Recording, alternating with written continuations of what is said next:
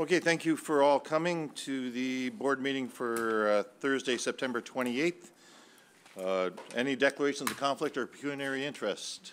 I see none. In minutes of the previous meeting, I'd like to move in block items 187 and 188. May I have a mover and seconder, please? Member Stewart, Member Caslin, any comments or questions about the previous minutes? I see none. All those in favor? Accepted. Thank you. And reports from the board chairperson. Okay, before we begin the public meeting, I'd like to remind everyone in attendance that the Police Services Board meeting is live streamed and the video recording of today's meeting will be posted on YouTube. Special recognition is my first point of Bob Marshall, now former Police Services Board member. I'd like to take the opportunity to publicly recognize Bob Marshall, who officially resigned from his appointment as a provincial representative on the Police Services Board effective September 15th.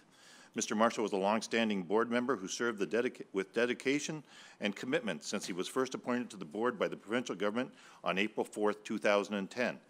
He attended the final board meeting on July 6th and is now relocated to Vancouver, British Columbia to be closer to his daughters and his grandchildren. Throughout his 7-year tenure, Mr. Marshall committed an enormous amount of time and energy to a number of extremely important policing issues. His contributions to police governance and board discussions will be missed. On behalf of the board and its staff, we extend our appreciation to the valuable contributions made by Mr. Marshall, and we wish him and his family much happiness and good health for many years to come. Vaughn, you're the longest serving person here. Do you have anything to say on this? Or I'm sorry to put you on the spot, but I know you've known Bob longer than most of us. Well, thank you, Chair, and through you, I never knew Bob before he came to the police board, so really my experience with him is basically about 7.5 years pretty much on the board. And I found him to be a very reasonable person who would always, listen to all the sides of the issue and wouldn't, take sides. And I think that's very, very valuable as a board member to hear out what other people are saying, and then make the decisions based on that. And I always appreciated that in Bob. And I learned a lot from him, and I think he might have learned 1 or 2 things from me, and I think that's the way boards should work. So really appreciated my time with him on the board. Thank you for that. Next is the NRPS recruit swearing-in ceremony. On August 17th, the service hosted a recruit swearing-in ceremony to formally recognize 4 new recruits to the Niagara Regional Police. The ceremony took place here in the community room, and members Stewart, Bonham, and I attended the ceremony on behalf of the board. Then the automated license plate recognition ALPR demonstration. On August 23rd, Vice Chair Ganzel, Member Stewart, the board's executive director, and I joined the service's media partners here at headquarters for a live demonstration of the automated license plate recognition technology currently being used by the Traffic Enforcement Unit.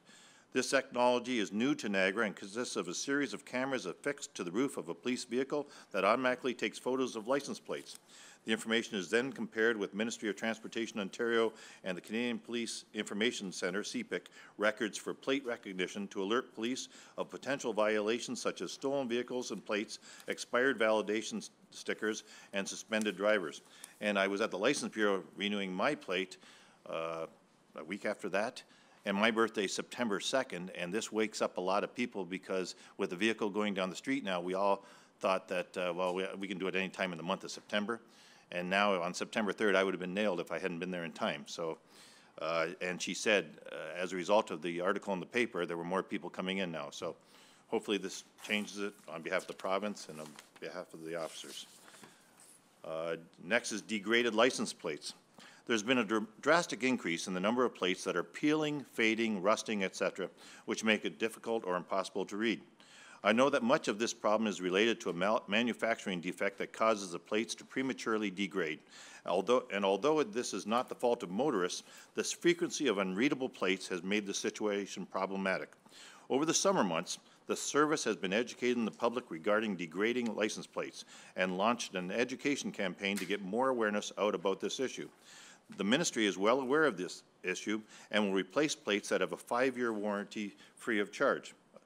I simply raised this issue today to support the service efforts and encourage drivers to replace their unreadable license plates as soon as possible. Then I went further and had a talk with Mayor Diodati. And we all remember, especially when I was young in the 50s and 60s, whenever we went over to the States, and we looked at the vehicles over there, and we always wondered that couldn't happen in Canada because the vehicles were falling apart, the license plates looked like hell, and things like this. Now, how does it look for our plates? And try and find a state that is peeling like us, or a province that's peeling like our plates. So Mayor Diodati said use his name, but this is a bad example for our tourism or our image as a province of Ontario. And I don't know if that's something that we should send to the ministry. The ministry's on this, and I'll defer to Chief McCulloch about this for a comment right now, if you don't mind. But it looks bad for our plates to be down there falling apart on this, and I don't care if it's 10 years old or whatever, but how many of us have seen the plates going down the street and we can't make it out? And I even took a picture of one sitting in front of me at the train station in Hamilton that was ridiculous. Then if you're going down the Queenie, count how many that you can't read the numbers on. The image of this, and it's no fault to the consumer, no fault to the citizen, it's the province and whoever they used it. And I don't know if there's any warranty on whoever did those plates. There is. There's a warranty, forget them, but can the government go back on them? Chair Castleton, if you don't mind. Turn on your mic if you don't mind. There is a period of time that they recognize that the plates were made in error, a problem with the process, and that if you go back to the MTO, that they will replace them for free. Okay, and when I was at the License Bureau renewing my plate, the lady said to me, well, if you buy a pair of shoes, do you expect it to last forever? And I get that. If you've got a plate that's 10 years old, I mean, there's an onus on you to get a plate fixed. But if you've got a plate that's 4 or 5 years old and it's not being replaced, I wish the government would come out and say, hey, for the next 6 months, we'll replace all your plates for free or something like that. And then after that, then we start nailing the people on this stuff, because some of them are just trying to get away thinking that they're not going to be seen with the numbers, but the image for our province and to benefit the police force, and that is bad. Do you wish to say anything on this, Chief? Sure, through you, Chair. I'll defer comment with regards to the appearance of the plates, but I will make comment with regards to the public safety component of the license plates being readable. That's really where we're coming from it, from that perspective. Obviously, if the vehicle's involved in a suspect vehicle in a robbery or another serious crime, we want to be able to, we want witnesses to be able to identify the vehicle, identify the numbers and letters on the plate so that we have an accurate description of the vehicle and again can perhaps quickly locate and arrest the individuals responsible. So that's our perspective.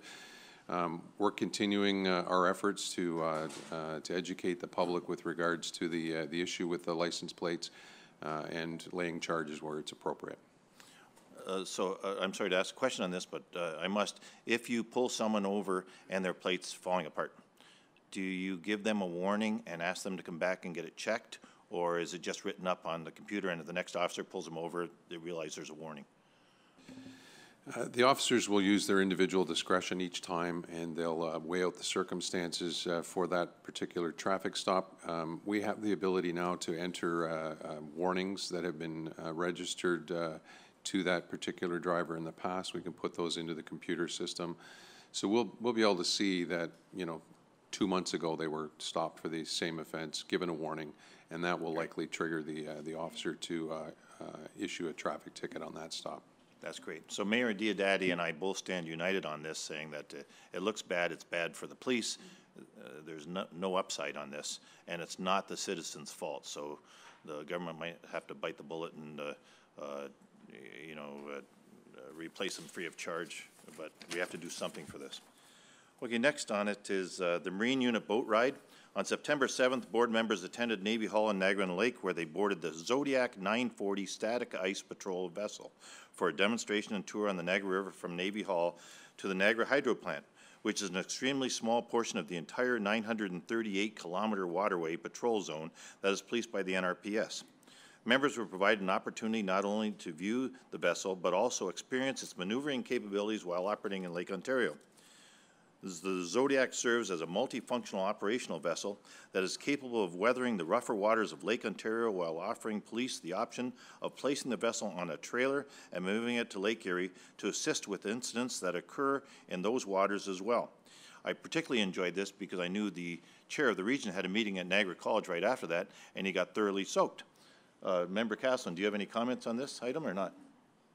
Yeah, could you please put some side curtains on the boat so we don't get wet? Thank you, and thank your officers for allowing us to do that. Next, the OAPSB Zone 4 meeting. On September 12th, Member Stewart and the Board's Executive Director, Deb, attended the quarterly OAPSB Zone 4 meeting hosted by the Brantford Police Services Board. There was a presentation on the advocate case review of sexual assault investigations, as well as updates from the Ministry of Community Safety and Correctional Services on various policing issues that are being dealt with across the province. Member Stewart, do you have any comments on that? Okay. Next, the NRPS United Way Kickoff Barbecue. On September 21st, the service held a kickoff barbecue in support of its 2018 United Way campaign here on the front patio of our headquarters building. The board and the service have been long-time supporters and make annual donations to further support the service's various fundraising initiatives. Member Stewart, board staff, and I attended the barbecue. Next, the Regional Municipality of Niagara NRPS Joint Facilities Steering Committee meeting. On September 26th, Vice Chair Ganzel attended the Joint Regional Police Facility Steering Committee meeting for discussion on police facility matters. Vice Chair Ganzel regularly attends these monthly meetings in his role as Chair of the Board's Accommodations Committee, and the next meeting is being held on October 31st. Ken, do you have anything to say on that? Okay.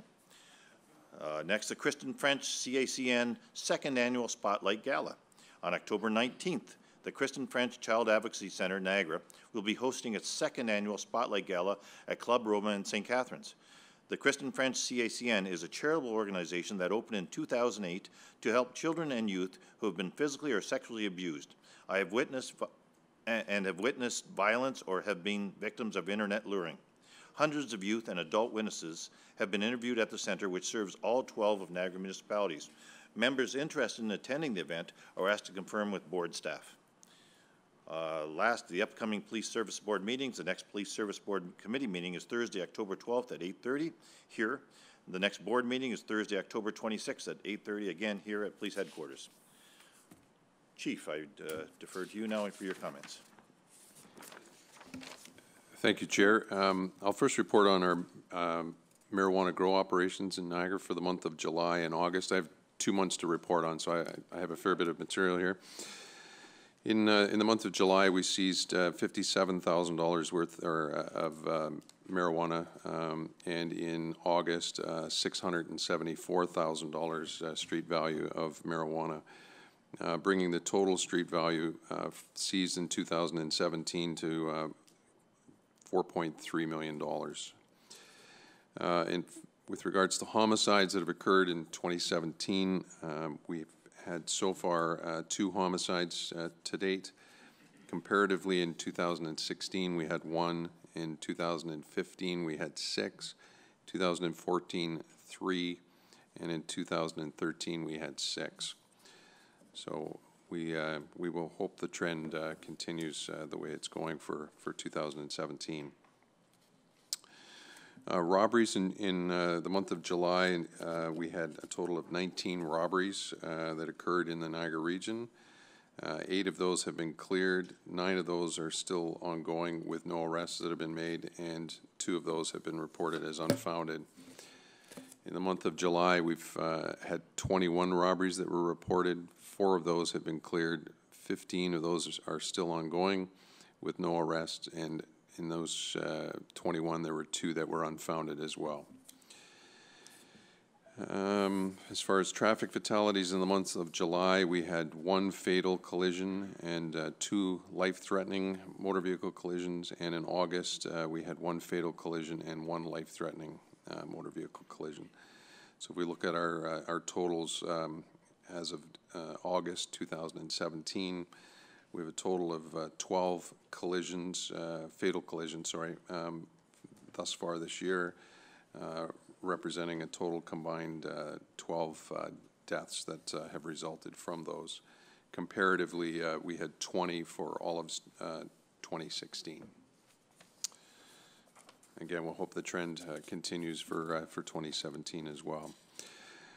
In the news, on Saturday, July 29th, at approximately 8:11 a.m., we were dispatched to a motor vehicle collision on Sodom Road, south of Marshall Road, City of Niagara Falls. Investigation revealed that a 2005 Pontiac G6 was being driven southbound on Sodom Road when it left the roadway and collided with a tree. 27-year-old female driver from Fort Erie was ejected from the motor vehicle and was pronounced dead at the scene. 38-year-old male passenger suffered minor injuries and was treated at the hospital. Collision remains under investigation by our collision reconstruction unit. At this time, no charges are pending. On Friday, July 14th, 2017, at approximately 10:23 p.m., police were dispatched to a motor vehicle collision on Regional Road 24 north of Forks Road in the township of Wainfleet. Investigation revealed that a 20-year-old male resident of Pelham was driving his Chev Silverado pickup southbound on Regional Road 24, made a turn in front of a Harley-Davidson motorcycle that was being driven northbound by a 60-year-old Wainfleet male. The motorcycle collided with this Silverado, causing the rider to be ejected from the motorcycle. The rider suffered life-threatening injuries as a result of the collision, and he was transported to an out-of-region hospital. Charges are pending a complete investigation by detectives from our reconstruction unit.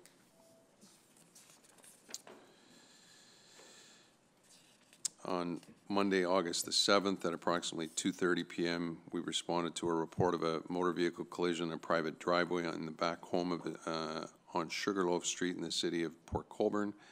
Initial investigation revealed that friends and family were having a get-together when a 2015 Toyota Camry was being backed up into the garage area of the home when the 64-year-old female driver lost control of the vehicle. The vehicle struck another 64-year-old female that was in the garage.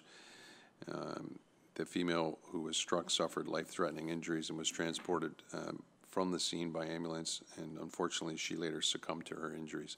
64-year-old female driver did not suffer any physical injuries as a result of the collision, and that collision remains under investigation by our reconstruction unit and the coroner's office. On Friday, August the 25th, at approximately 2:10 p.m., we responded to a report of a motor vehicle collision where a pedestrian was struck at the intersection of Lincoln Street East and Plymouth Road in Welland. Investigation revealed that an 83-year-old female was crossing Lincoln Street East in a northbound direction from Pelham Road when she was struck by a southbound Dodge Caravan making a left turn from Helms Avenue. The pedestrian appeared to have suffered initially non-life-threatening injuries, and then was transported to the hospital. But once at the hospital, we're advised that the injuries to the elderly pedestrian were life-threatening. 70-year-old male driver did not suffer any injuries in the collision, but he was later charged with careless driving. And that collision construction unit continues to investigate that. We had ride out on July 22nd. Over 600 drivers were stopped. Very pleased to see that the number of designated drivers and other people that had arranged for different means of transportation to get them home safely. It's always encouraging to see that. There were just 5 roadside tests that were conducted, which resulted in 2 drivers receiving 3-day license suspensions, and a few tickets were issued for various highway traffic infractions. On July 28th, the City of Niagara Falls has been experiencing an increase in thefts of bicycles in recent months. In response to the problem, our 2-district street crime unit began conducting a number of investigations that have led to the arrest and recovery of 17 bicycles. Detectives have made 6 arrests and have identified 3 other persons of interest, and an arrest warrant has been issued for a 10th individual. Despite the progress, we continue to want to remind the public to be vigilant in their efforts to protect their bikes and properties and to lock them at all times.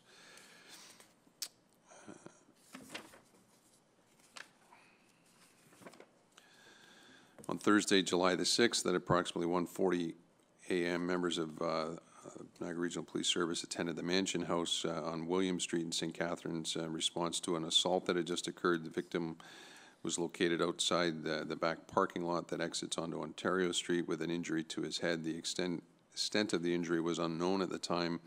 Investigation was taken over by our detective office, and We learned that the victim was transported to the hospital with a significant injury to his face and head after being assaulted in the parking lot. 2 men aged 30 and 38 have now been charged with aggravated assault in relation to that incident. The morality unit was involved in an incident in June of 2017 where they were conducting a drug investigation targeting a Niagara Falls male and his drug trafficking group. On August 3rd, with the assistance of the Guns, Gangs, and Grow unit and our intelligence unit, we executed a Controlled Drugs and Substance Act search warrant. The warrants executed at 3 different locations in Niagara Falls, as well as a motor vehicle. A total of $125,000 worth of drugs were seized, including cocaine, marijuana, shatter, which is a cannabis resin, and Percocet pills, as well as scales, packaging, and cutting agents and cellular devices. I'll spit it out. Were seized in that investigation. On Saturday, August the 5th, just before midnight, members of the St. Catharines Uniform Branch responded to a hold-up alarm at the Big B convenience store on Lake Street in St. Catharines. Just prior to the hold-up alarm being activated, a male entered the store while attempting to hide his identity.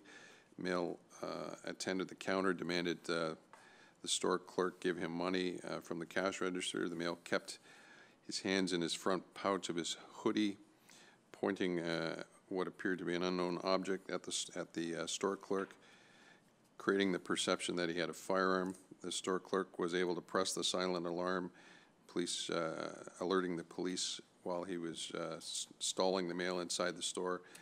A few short minutes later, the male left the store without obtaining any items. Uniform officers quickly arrived and arrested the male with the assistance of our canine unit. And as a result of that arrest, another 3 robberies were cleared, one that occurred on June 15th, July 13th, and July 27th.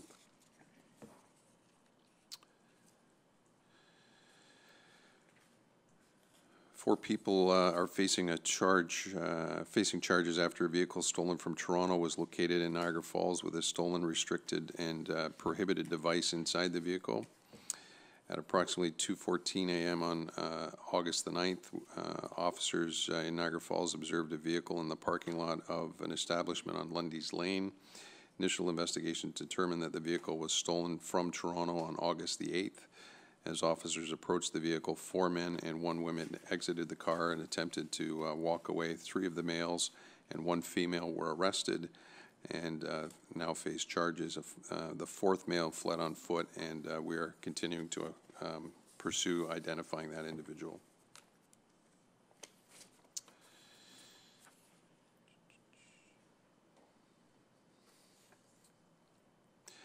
Approximately 2 a.m. on Wednesday, August 23rd, an officer observed a reported stolen car operating on Queenston Street and Niagara Street in the city of St. Catharines. The officer attempted to stop the vehicle.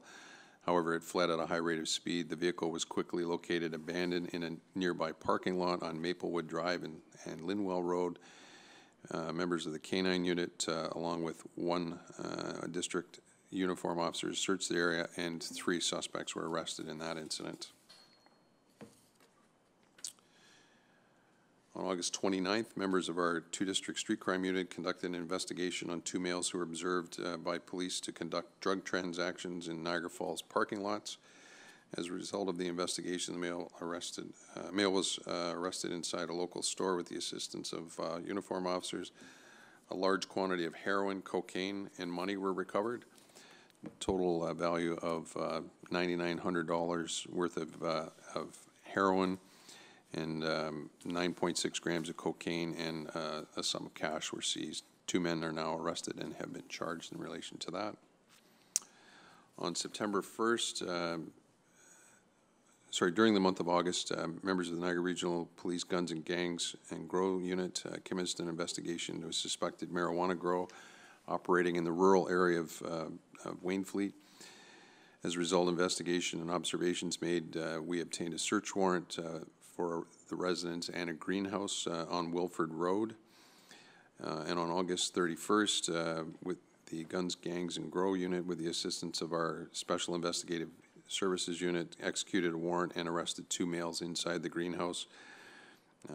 Within the greenhouse, there were a total of 668 plants in various stages of growth. The location searched by police was not authorized by Health Canada to possess or produce marijuana, and those 2 individuals have been charged. Detectives from St. Catharines and Niagara Falls have identified 2 individual victims, 2 additional victims following an overnight shooting at a Thorold nightclub that occurred. Both victims are being treated in a hospital in serious but non-life-threatening injuries. Several vehicles in the parking lot were damaged during the incident. 4 males, 1 female were shot in total in the incident, which occurred at approximately 4:45 a.m. on Sunday, September 3rd at the L8 or Late nightclub in the city of Thorold. All 5 victims sustained, fortunately, non-life-threatening injuries. And I can advise that we're continuing to actively investigate that incident. On September 5th was our Back to School initiative. We conducted the 17th annual Back to School Safety and Awareness Day. The enforcement coincides with the first day of school for the majority of children in the Niagara region. Keeping with the plan that was developed over past years, we focused our attention on the safety of the crossing guards and the students in the crosswalks, drivers who disobeyed stopped school buses, and vehicles that were speeding in school zones. Each year, officers who work in specialty units who are not regularly assigned to uniform patrol duties are asked to put on their uniforms and assist with this initiative. This year, approximately 70 officers took place in the initiative, right from our newest recruits right up, including our deputy chiefs and myself. This year, 87 vehicles were stopped for various offenses, and 49 tickets were issued, as well as 38 warnings.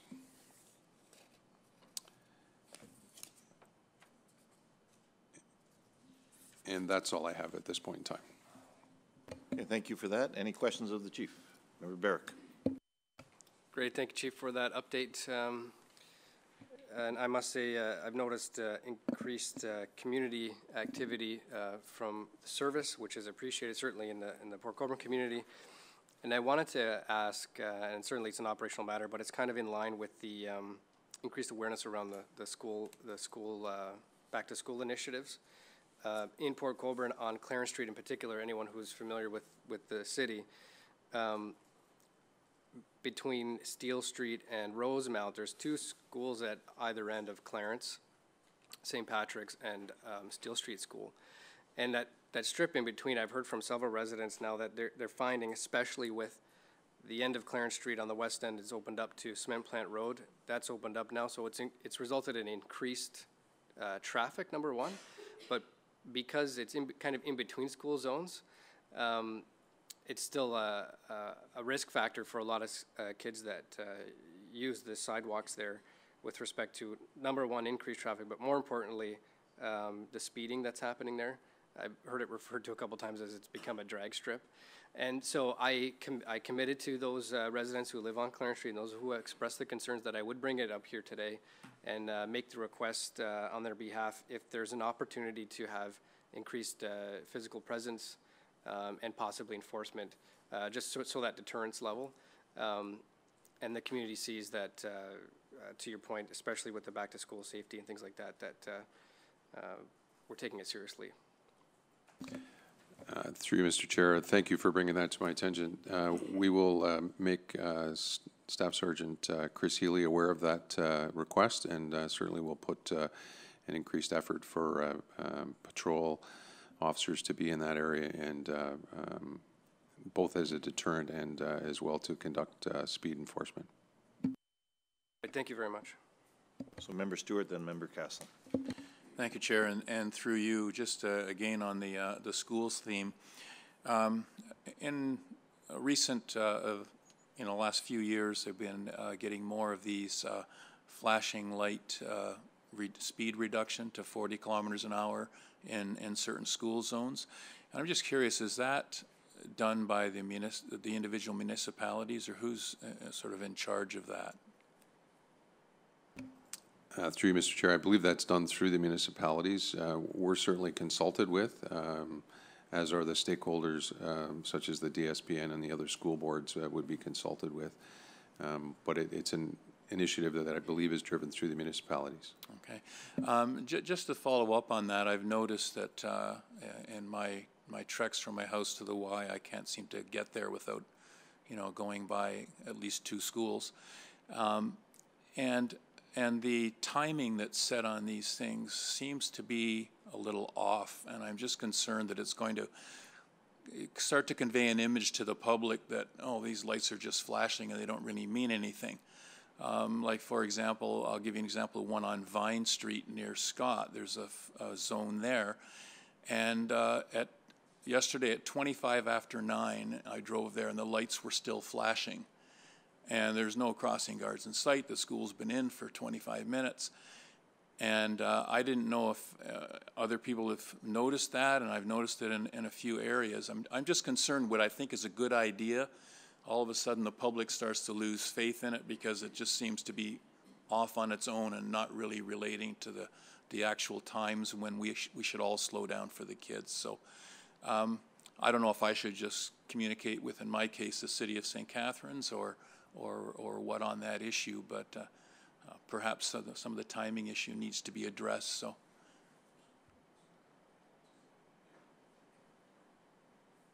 through you, Mr. Chair, we can have our traffic enforcement unit, who meets regularly with a committee, raise that with the City of St. Catharines. Okay, well, I know there's one surefire example, and it's on a daily basis, so maybe it's just a matter of tweaking the clock.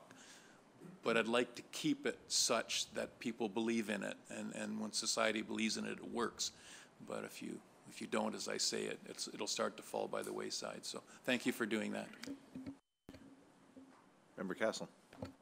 Thank you. And Mr. Chair, while we're talking about safety, I brought it up before, I'll bring it up again. The Henley Island Rowing Road, extremely dangerous because of the blind corners, the hills that are involved.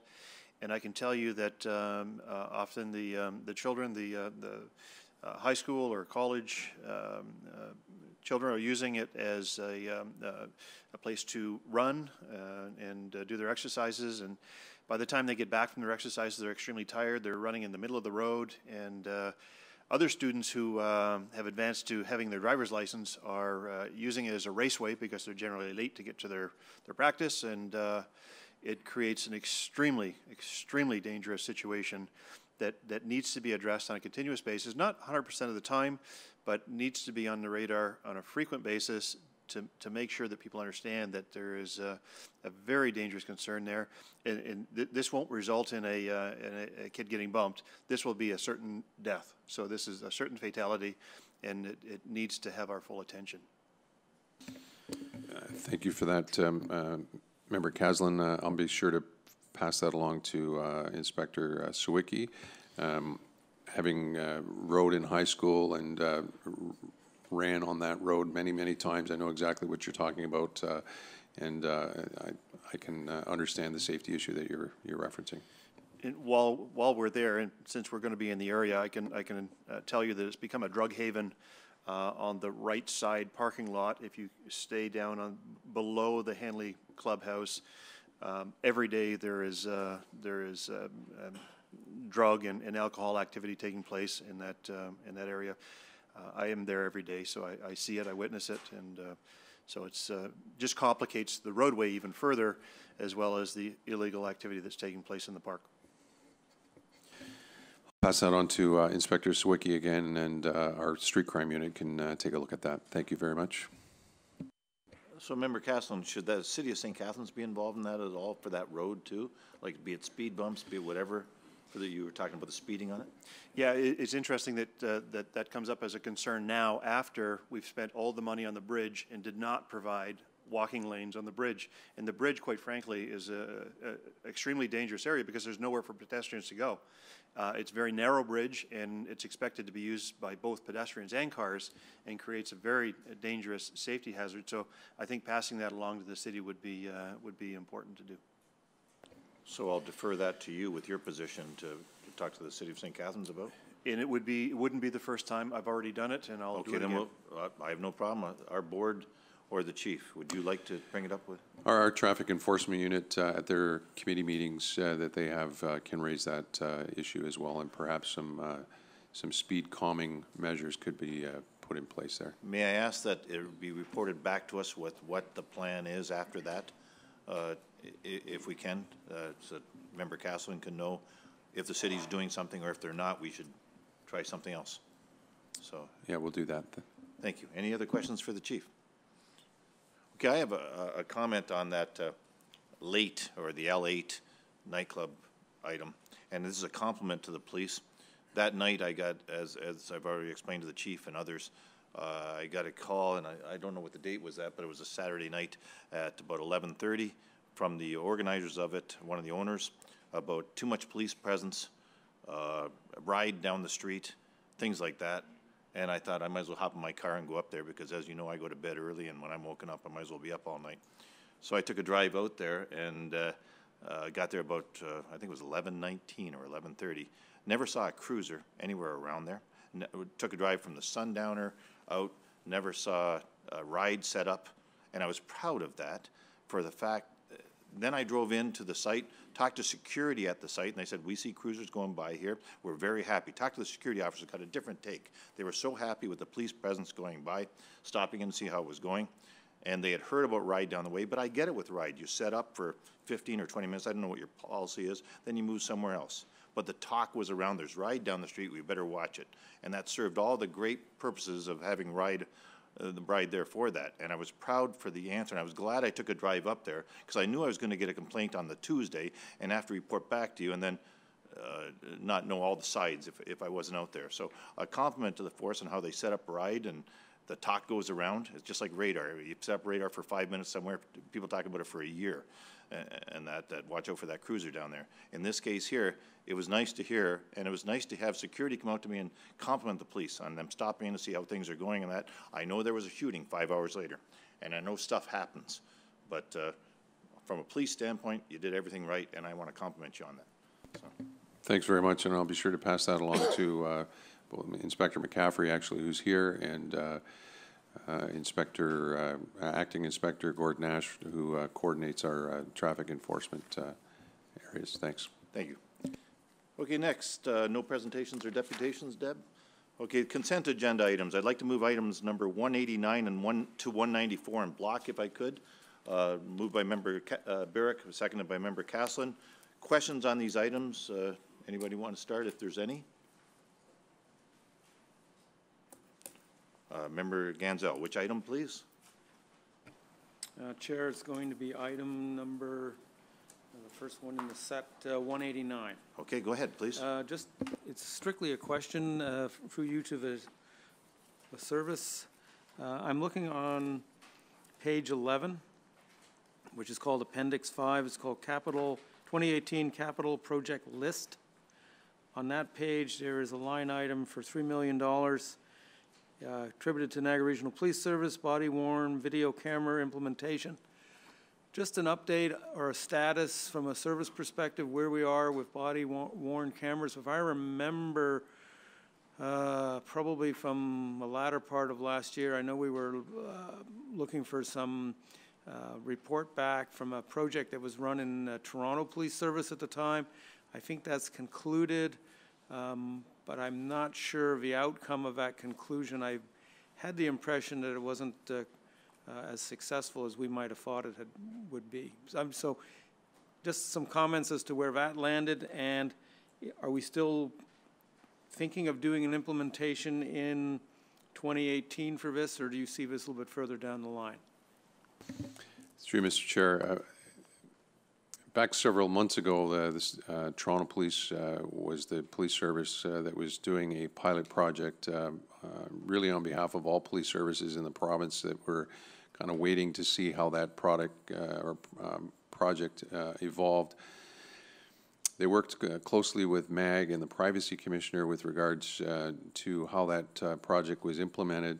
There were a few issues that arose from that pilot project, which my understanding is Toronto is still continuing to work with MAG on how disclosure, redaction is conducted, policies with regards to when the cameras are turned on, turned off.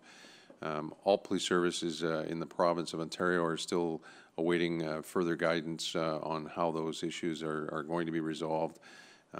We don't have any plans in 2018 of implementing a body-worn camera project. They're expensive. There's lots of issues with regards to the data management in particular. And again, so once those issues are resolved, we'll look at potentially coming forward with a proposal at that time. Any other comments or questions on these items? Okay. Oh, you have another one? Go ahead. Oh, okay, none on 189? Okay, go ahead, Ken. Which item? This one is item number 190. It's the annual report from Brock University Campus Security. Through the service or whatever of a relationship, I think it is, if comments could be made back to Donna Moody, who is the Director of Campus Security. Her opening statement here, I think, is something where she references this is the 7th year, straight row in a year, that criminal offenses rates have declined, which I'm going to assume is on the campus. And again, if you can communicate back to her, at least from my perspective, I think a job well done on behalf of Brock and the ongoing relationship we have with our service and with the campus security folks at Brock University. And I'm going to hop on that. That was the only comment of all this selection to compliment Donna. Donna started just after me, so she's been there for a long time. Well, not at Brock for a long time, but involved with law for a long time. So a comment to her. I know we've had some issues with disturbances and that, but that's always going to happen with university students within reason, as long as we can find ways to control it. But my compliments and the compliments from our board. I don't know how often you have meetings with her, but I guess it's a good job. The only time we'd ever find out a problem, because they're licensed under us, is if there is a problem, and no news is good news on that front from our standpoint. So. Through you, Mr. Chair, yeah, we've had a great relationship with Brock Security and with Donna, and we'll be sure to pass along the compliments from the board, and we echo those comments as well. Thank you. Ken, do you have any others? Okay, any other comments on any of the consent agenda items? All those in favor? Approved. Next is unfinished business. Item number 185, a special fund request from the East Village Neighborhood Improvement Task Force.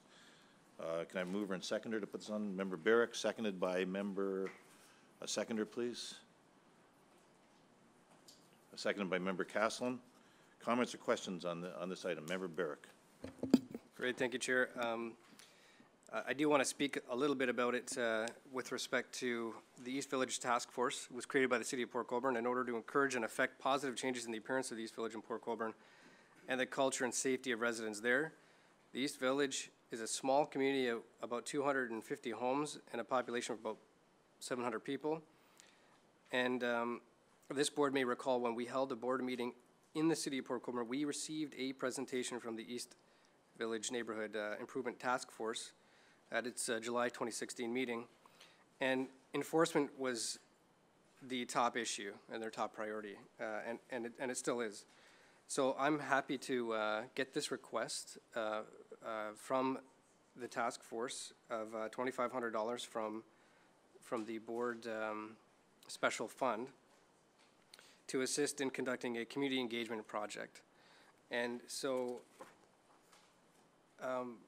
we've had conversations before about how critical it is to be building relationships, not only with boots on the ground, so to speak, but also for residents in the community to see their city council supporting them, which they do, and also the police services board supporting them. So I'm hoping today to be able to pass this and to demonstrate that support at all levels. I know the support is there.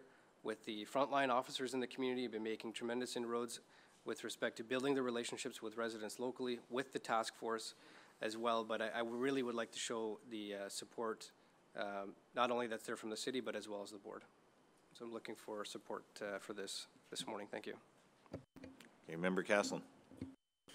Thank you, Mr. Chair. And, you know, I just want to reiterate that, you know, we have heard that in past years that from a regional perspective that we ignore the south of the Niagara region.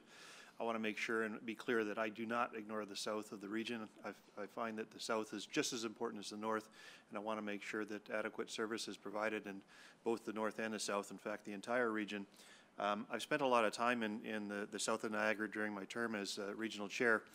As part of that, you know, making a donation for smoke detectors when there was a serious fire there, and also just recently supporting the additional police presence in the areas that are most devastated by crime in Port Colborne. I want to make sure, and I understand that it has made a difference, and I want to continue to promote the South in Niagara and make sure that they are well serviced by the police and by the region. Thank you. Okay, thank you. Member Stewart. Thank you, Mr. Chair, and through you, I'm not supportive of this request, and it's because it doesn't really meet our guidelines. It seems like the money is being used for a neighborhood cleanup, and I'm not sure that that's really in the mandate. Our policy, for example, in 7.8 says that proceeds to go to support policing priorities and priorities of the board, and I would think things like cleanup and you know, neighborhood cleanup scenarios are really a municipal responsibility, not the police board's responsibility. I think a lot of municipalities run a lot of cleanup things to keep their city beautiful and to keep it in a positive framework, and I'm afraid that that it's just outside of our mandate. It may be a great cause, but I would think other places like perhaps the city should be funding that. I noticed something was added to it in the resubmission that said they would have a police meeting. I wouldn't have difficulty with a small amount to, you know, to have a police open house there. But $2,500 is a lot to put on a small meeting and, you know, provide, you know, coffee and snacks or whatever it is for that. I just don't think it's in our mandate and in our bylaws to support this type of activity with the money. Okay, members Caslin for a second time. Yeah, thank you. I just want to reiterate, Mr. Chair, that it all starts with community. And we've seen it in St. Catharines, whether it be Centennial Park, where we do syringe needle cleanups and to make a difference in our community. So when it comes to an area that has witnessed some negative aspects of crime, I think it's up to us to, as leaders of the region, as leaders of the police board, to make a difference and show that we're part of the community and that we want to make a difference in correcting the problems that exist there. So I'm in full support of this, and I just want to make sure that, you know, whether it's called a cleanup or whether you want to call it a needle pickup, to me, same thing. You need to make sure that you show a community presence in order to achieve a community result. Okay, Member Barrick. Okay, Member Barrick, I'm going to save you for the last because this is your community, if you don't mind, because I'd like to speak about it, but I'll listen to Member Ganzel first. Thank you, Chair. Just some comments on this. I think it's. I understand the involvement of community, and I know we had the meeting in Port Colborne a while back, and I have an appreciation for sort of the east side there and some of the issues they face. I would be supportive of this if it was more focused on the police involvement, because in the past that's what the Police Service Board and our bylaws have always indicated, that funds are provided for a police/involvement or relationship. There's comments in here about cleaning up and, I mean, for a better term, hazardous waste collection, et cetera, which is sort of quite different from a policing perspective. The $2,500 in my 5.5 years on the board, I think is the highest amount of money we have ever provided. I mean, I see 300, 500, and I think the odd $1,000 items have gone through. I would be prepared to say, fine, I understand the waste pickup, but I would not support $2,500. I would be more inclined to support, in this case, $1,000. And I also believe that our bylaws stipulate you cannot have an approval of something like this on an annual basis. Every year it would have to come back and be discussed and voted on. So I would be in favor of going forward with this, even though I don't exactly like the terminology of a pickup. I understand what Member Caslin was saying about issues in St. Catharines, but I would support it at a much lower dollar value at $1,000. Thank you. Member Bonham, did you have something to say? Yes, thank you, Chair Gale. I guess where I'm coming from in this is that I believe every municipality has an area that could be doing better and could be spruced up, could be cleaned up and picked up, and thereby improving the morale of the citizenship within. That having been said, I would not be in favor of other municipalities, i.e. the other 11, adopting the Me Too mindset, so that such that this would be precedent setting and would bind this board to providing similar funds for similar reasons across the region. I think if it were to proceed, it should be on a standalone, one-off, with a clear understanding in Niagara that it's not to be precedent setting nor binding on future boards. Secondly, I would not be in favor of a continuing commitment. I would see it as a one-off period and move forward on that basis. And thirdly, as this is more, specs more to me of being community cleanup as opposed to policing, I would like to think that if we were to provide any funds, it would be only under the understanding that we're matching funds coming from the community to support the initiative. Without matching funds, I don't think the board should be moving on a standalone basis on this issue. Thank you. So, Member Barrick, I'll save you last if you don't mind.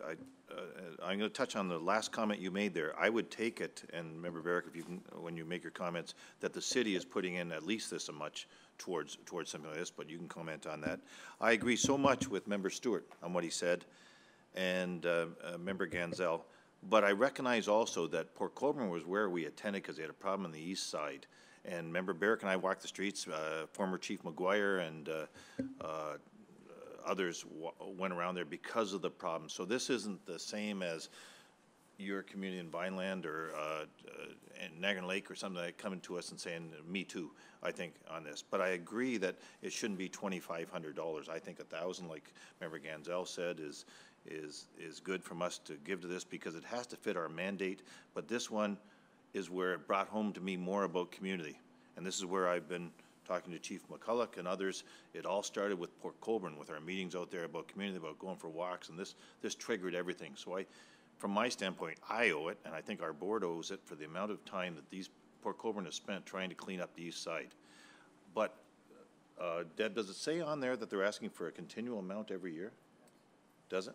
It does refer to second last. Okay, then I agree totally. No, everybody comes to us. We don't do continual things every year. So I'm going to leave Member Barrick to talk to us about it afterwards, but right now, without hearing from him again for the second time, I'm in support of $1,000 and a one-off time, and again, because it's Port Colborne, and that's where we spend so much time because of the east side. So, Member Barrick, you have the floor. Great, thank you, Chair. And I want to be clear, the motion on the floor is a one-time. It's not an annual, and with respect, and I think the understanding is the letter of request coming from the task force would understand they would have to make the request annually to be considered every year. And I think that's where they're coming from. The motion, no, is a one-time this year. So there's certainly no obligation of in perpetuity and continuity and moving forward. It's a one-time. And I remind the board, so we deal with special fund requests every single meeting. In fact, there's 2 more under new business coming up next. One in St. Catharines that'll get passed with no questions asked. One that's outside of the region altogether that'll probably get passed with no questions asked. Quite frankly, I think it's shameful to be having the discussion around, again, Port Colborne, the South End, and giving the South End a hard time. it's very difficult for those communities in the south, when they hear all the discussion and the grinding, $2,500 to support the south. They are all regional taxpayers as well, and they deserve the same level of service as every other area in Niagara. And so it's unfortunate that one member has picked out one particular project that's in the letter of a cleanup, but it is much more than a cleanup. It is community outreach, it is engagement, it is safety, it is fire safety, and we all know what just occurred recently in Port Colborne in the neighborhood with respect to the atrocious disaster that occurred there and the related police impact as a result. And so the open house that they have coming up, we all acknowledge and understand it's not one agency that's responsible for everything there. We're trying to build, again, relationships, community, bringing in all partners, and I think we've made tremendous headway, certainly in the last year since we met in Port Colborne. This just keeps the momentum moving forward. It does show that they have support not only from frontline staff, not only from the City Council, but also from the Police Services Board as a whole.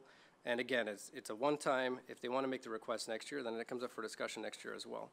But I do ask for support, recognizing, again, we get these special requests every single meeting, and the two that are coming up next probably won't get any questions. Thank you.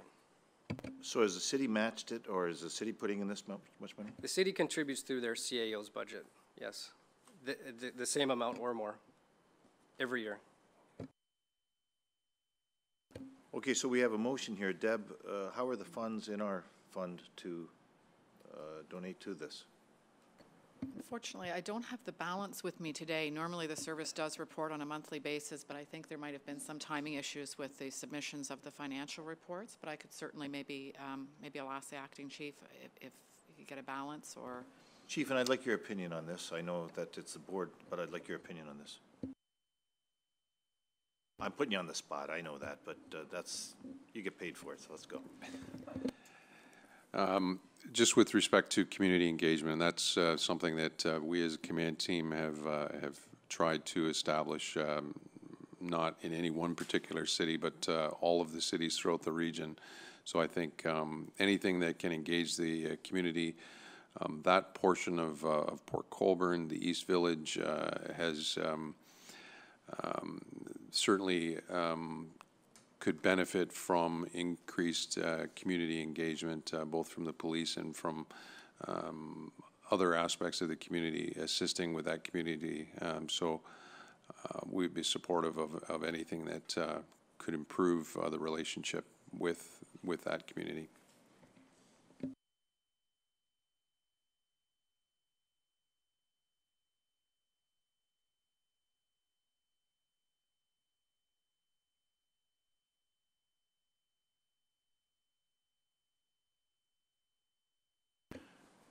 Okay, so I just had a talk with Member Ganzel. I think we're both in favor of this, in support of what the chief and everybody else has done for a one-time shot, but we'll have a vote here on it. So is there any other comments on it? We want to make sure they have to apply every year. I can't see us doing it next year, Dave, but you know, who knows on this. The one thing I don't feel we aren't shamed in, because we treat everybody the same here, and you know that, as be it Niagara Lake, be it others. It's just size of communities, I get it.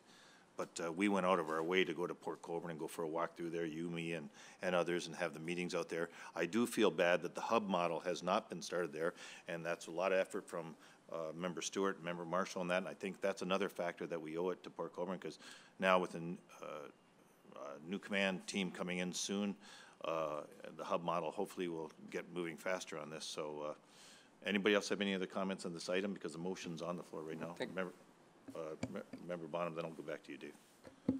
Yes, thank you, Chair. I'm just wondering if Member Barrick would be adverse to ensuring that the motion specifies that it's reciprocal to equal and offsetting and matching municipal contribution with regard to the effort. I think that's critical from my perspective, that we not be seen as standalone. My fear is that other 11 municipalities are going to show up in this forum asking for a particular bit of money from the so-called special fund for whatever area they have, and every community has them. So I'd like to ensure that it's seen as offsetting and the municipality has a binding commitment to come up with dollars to match whatever the board would choose to do, whatever the number happens to be. And Member Barrick's nodding yes to that, and I think that's a valid point.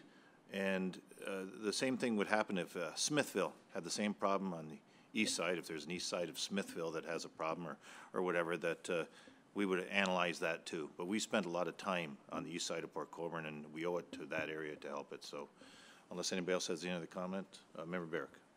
Yeah, I just wanted to maybe clarify with respect to the nature of the request in relation to others. And again, an item 196 is a special fund request for sponsoring dinners that are outside of the Niagara region, Thornhill.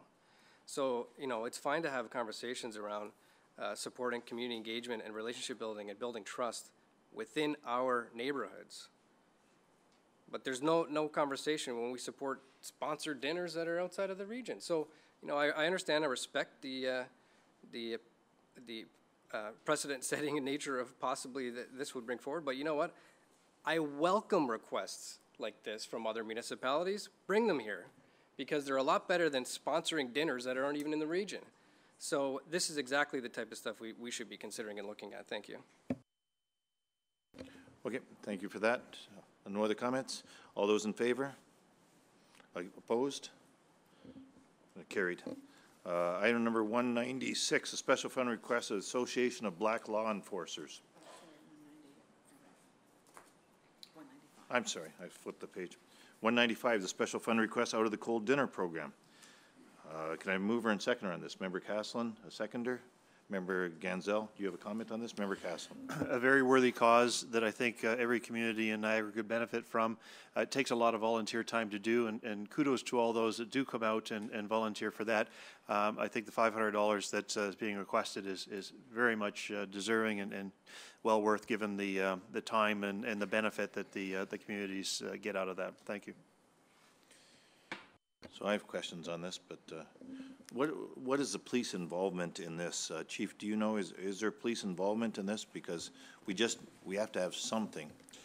Through you, Mr. Chair, we have approximately 40 members of the service that respond or assist with this endeavor, who serve the meals and prepare the meals. It's a great initiative. I agree with Chair Caslin, and we're proud to be a part of that initiative. Okay, any other questions? All those in favor? Carried. Item number 196, special fund request, Association of Black Law Enforcers. A mover and seconder on this, please.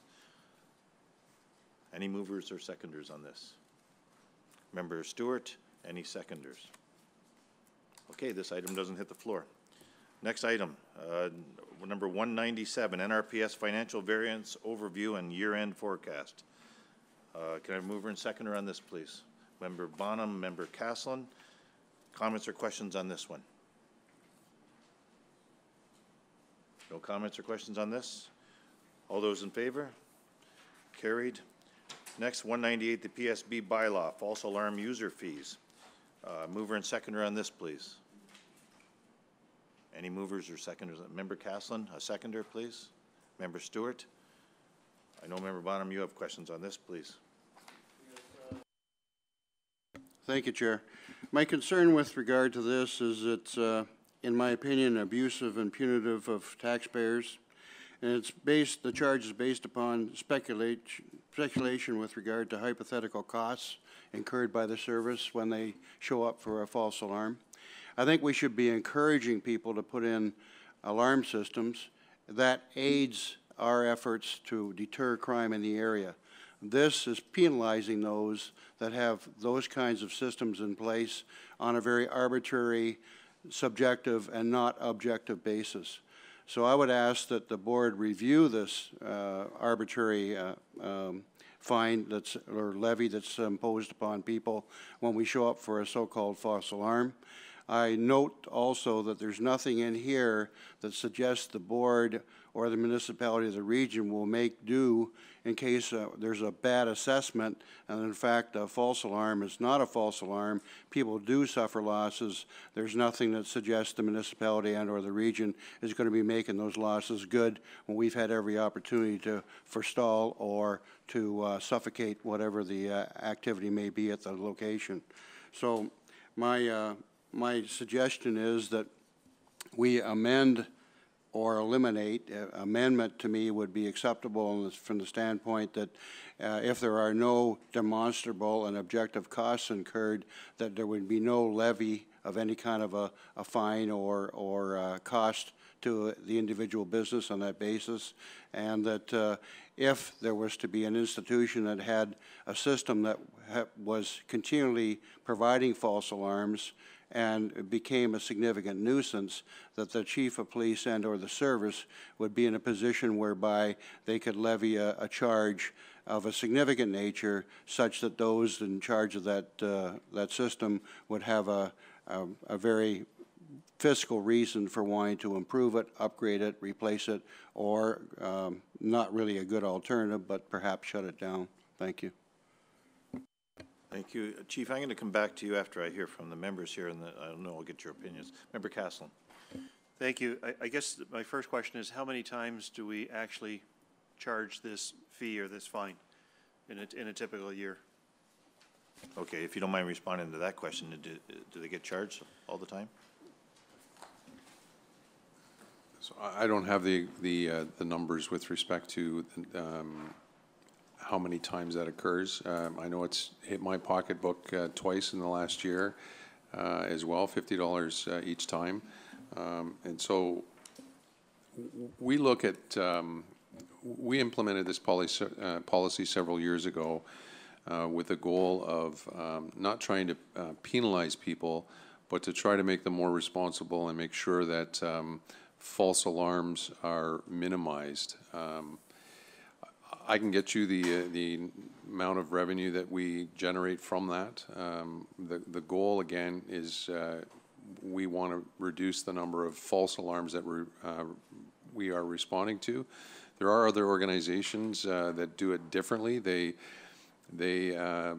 find the alarm company as opposed to the individuals and put the due diligence on the alarm company to make all of the inquiries as to whether or not it's a legitimate alarm, and then and only then do they contact the police and dispatch our officers to those calls. Quite frankly, we're looking at a review of how we respond to alarms, and should we be responding to alarms at all, period. So that's all going to be undertaken by Deputy Forty and Brett Flynn as part of that service delivery review. Mr. Chair, I know I've spoken to it, but perhaps a deferral is in order here until we get the information back to know what the impact is, and to obviously give Deputy Forty a chance to come up with a scenario that works better than just simply an arbitrary increase in fees. So does anybody want to make that motion to defer it? Deb suggested the same thing to a finance committee so we can get the more information on it. Okay, so do you want to make that motion to defer it to? Okay, moved by members. No, he's already spoken to it, so realistically I have to have you make the deferral. So, and a seconded by Member Caslin to defer it? I can't second either. Okay, Member Varick. We're running out of members on that. So, all those in favor of deferral? Carried. Next, item 199, Police Service Board, 2018 proposed meeting schedule. Mover and seconder on this, please. Member Bonham, seconded by Member Stewart. Any questions, comments? All those in favor? Carried. Anything else, Deb? Well, I know Member Caslin does. So, Member Stewart, do you want to raise your point? And then I'll go to Member Bonham. He has a point too. So, Brock. I actually need Member Ganzel back in the room for this question. Okay. Members, do you want to bring your point up, please? Yes, thank you, Chair. Of local note, and I guess it's a seasonal thing, there's a lot of press not good with regard to student activities in certain areas of the Niagara Peninsula, consistent with the reconvening of Brock and Niagara. Some neighborhoods have a lot of upset and a lot of, quite frankly, vandalism occurring. And I keep reading in the press that as far as, in my mind, far too many people in Niagara, it's a policing issue. I don't understand that to be solely a policing issue, and I would think that perhaps the best course for the board might want to be for the board to be represented in some way, shape, or form, along with the service, with the institutions that are relevant in terms of city councils and educational institutions, to sit down and examine perhaps other ways and opportunities that might be taken to provide some resolution to these issues. So I'm proposing that the board undertakes to meet with the constituents for the purposes of examining further what might be done to assist with this effort to control vandalism and nuisance damage in particular neighborhoods. Thank you. Okay. Chief, I know you have some comments on this, please. Through you, Mr. Chair. I wasn't aware of recent damage. I was certainly aware of noise complaints and the partying that had gone on the homecoming weekend, particularly up in the Thorold area. I can tell you that since September of 2016, we have worked closely with Thorold City Council and established a Town and Gown Committee. And at that time, the goal was to try and reduce the number of noise complaints, student housing, the parking complaints in the Confederation Heights area. There are representatives from the police that are part of that. There are representatives from Brock Security, Brock Administration, the Brock University Student Union, and together, we are part of the discussions that go on, and I know Member Bonham has had some suggestions about implementing some sort of a good behavior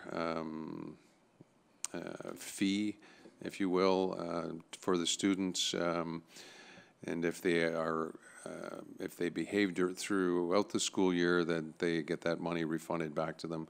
We're having all of those discussions at the table to try and find creative ways that address that problem.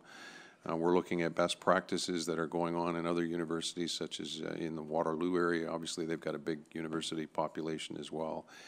And again, trying to implement best practices, working with the municipalities to implement bylaws to try and limit or restrict the number of people that are living in the various houses, because that's part of the issue as well. But those discussions are ongoing as we speak. It's a challenge when you have you constantly have a recycle of new first-year students into the group. So it takes some time for the education progress or process to progress, and we think we've been out the last couple of weekends and have made some progress. And hope that those discussions continue and we continue to make more progress. Member Stewart, you have questions on this? Yes, thank you, Chair, and through you to the Chief. Are the police involved in any of the committee work or whatever that's being done? I know in St. Catharines they're working on some changes to landlord bylaws to try to help address this problem. Are they consulting the police at all as far as input into that as well? Yes, that's we're part of those discussions as well. Okay, thank you. Members, Bonham. Yes, thank you, Chair, and thank you, Chief, for your comments. I just, my perception is we should not be allowing the public to feel that it's a policing-only issue. It's certainly not. It has many impacting factors. So we should not be accepting of that assessment from the press nor from the public at large. And beyond that, from what I've read, we are not doing everything we can to very aggressively leverage peer pressure to bring this under control. We're not going to out-police it, but certainly the constituents within those educational institutions can be caused to have more of a fiscal interest in the outcome of the activities of some of their peers than is certainly on the table at the present time. And somebody needs to be putting that on the table and causing people to come forward and address that. When you go to an establishment to rent something that has significant value, you put down a security deposit, fully refundable or not, depending upon the outcome. And certainly that's something that, in my opinion, is missing in the dialogue that's been had so far with the educational institutions to bring this situation under control. And I think that needs to be put on the table very aggressively and very forcefully so that people come to understand that peers can control the activities of others. We can't hope to have enough police to control all that's going on. Thank you. Okay, any other comments on that item? Okay, thank you for that. Member Caslin, you have new business? Thank you. I was trying to give you a heads up. I'm going to ask a question on District 1. The City of St. Catharines has asked me to get a current status, and I know that we've been delayed on meetings for a while. But is it possible to get, if you have it, an update on the timing and budget situation relative to District 1? Obviously, they're anxious to get moving on the project, to get it in the ground, and just the latest information, if public information, if possible, would be helpful. Thank you for that, and through the chair. There was a meeting on Tuesday, past. The steering committee met. I'm there as the board's observer because I'm not a voting member. The acting chief and the deputy chief 40 was there, as well as Superintendent Frayne. We had a very good discussion with Jason Burgess from the region. We looked at some of the options. As you know, there's been an option 1A, B, C, and D, I think, on the table with various square footage and configurations. The focus has always been that the building needs to meet the criteria of the service. So, in other words, you can't put a telephone booth and expect to house 100 people in it. So the building footprint and the accommodation of the staff that work out of there has always been number one. We believe from discussions that we had on Thursday that we will be able to present to this to the accommodation steering committee here on November the 8th or 9th. I can't remember what that Thursday is. A report that should be extremely close to budget. When I say that, I don't want to commit to a dollar figure, but at the same time, I'm not going to say that we're going to come in $5 or $6 million over. But we will come in with a number that will, I believe, satisfy the requirements of the envelope that has been provided. And I go back to the original allocation back in 2009 of 83 million and change. The cost of this building extracted from that, our cost of land acquisition, et cetera, has left us with a, I'll call it value X.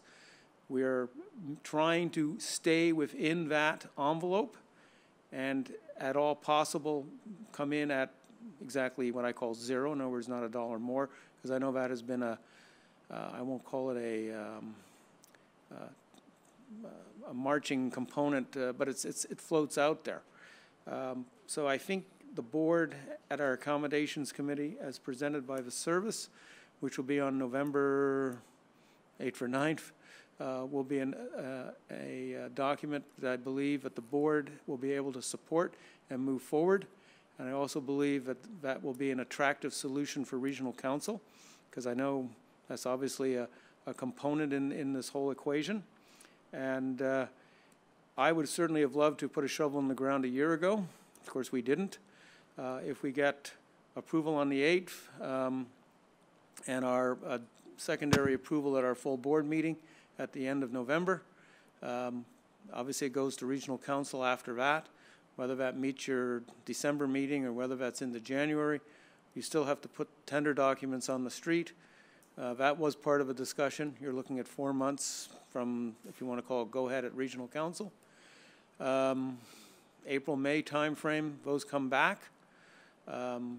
And again, just thinking off my head on this, you're looking at June or July where, you know, you do the official shovel in the ground and the company gets the award. But anyway, that's all, I think, good news. And I think if we work towards those areas, I think we'll be, as a police service, we will meet the obligations of providing the adequate and effective building, which is required for St. Catharines and the men and women that will work out of there.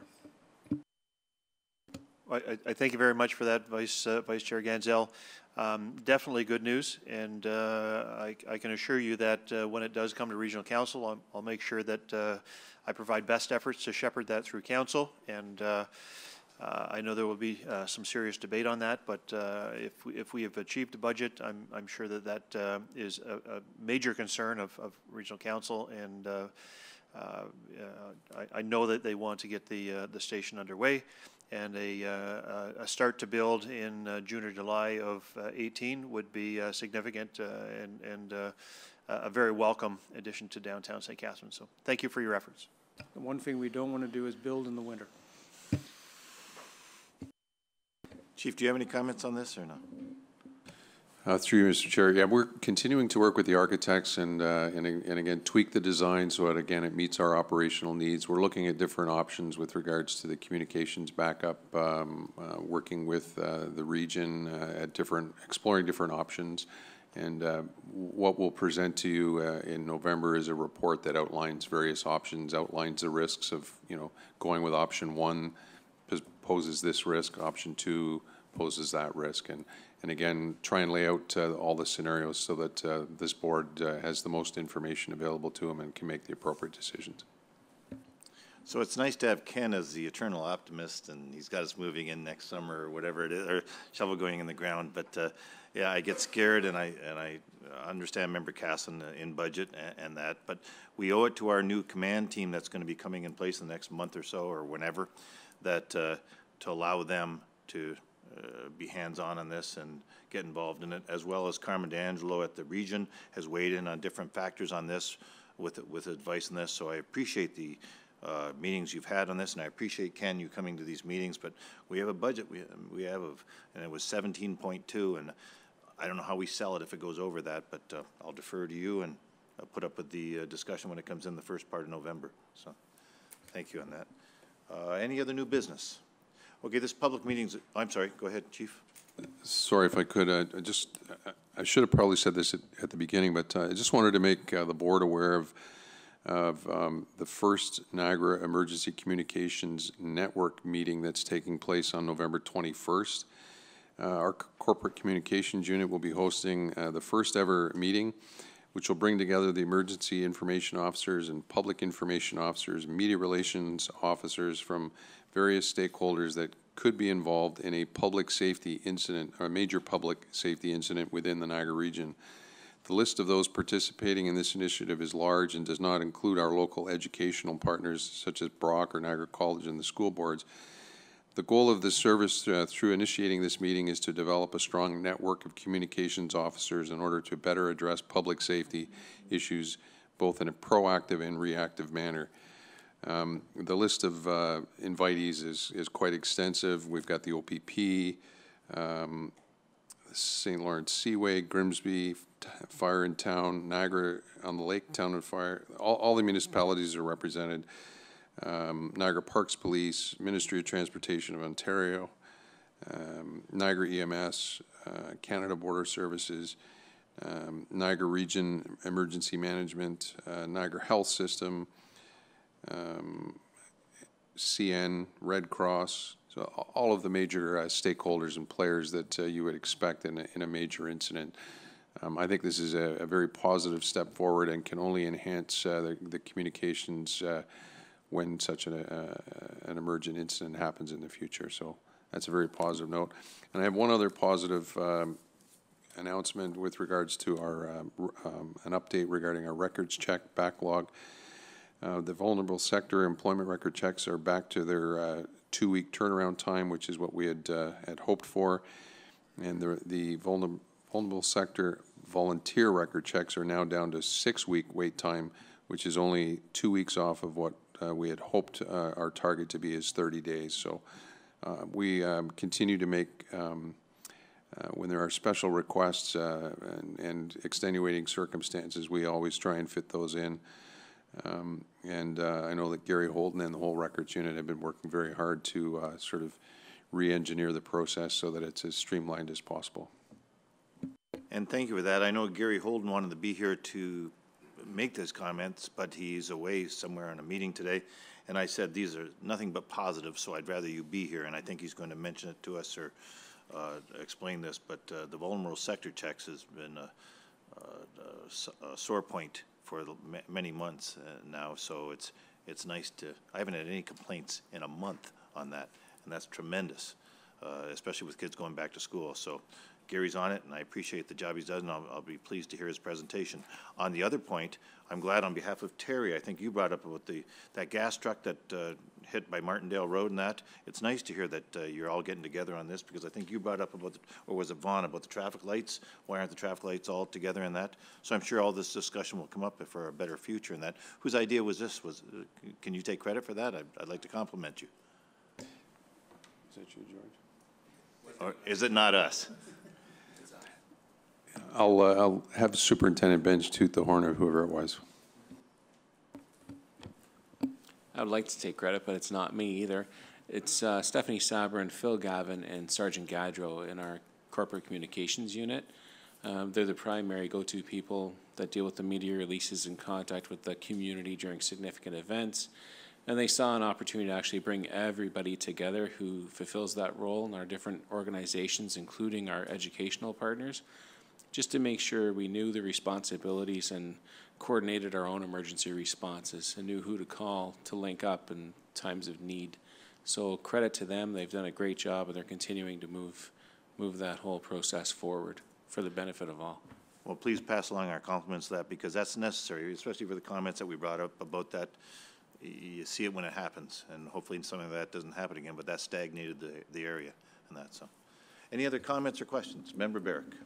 Thank you, Chair. I just wanted to thank the Chief as well, particularly for the update on the records check. That process is something that impacts a lot of people on a regular basis. I know it's something we've discussed here before, and to get the update like that there's progression and significant improvements, I think is tremendous, and greatly appreciate it. Thanks for your hard work on those. Okay, this public meeting is adjourned. We'll go into confidential as soon as the tapes are turned off. Thank you.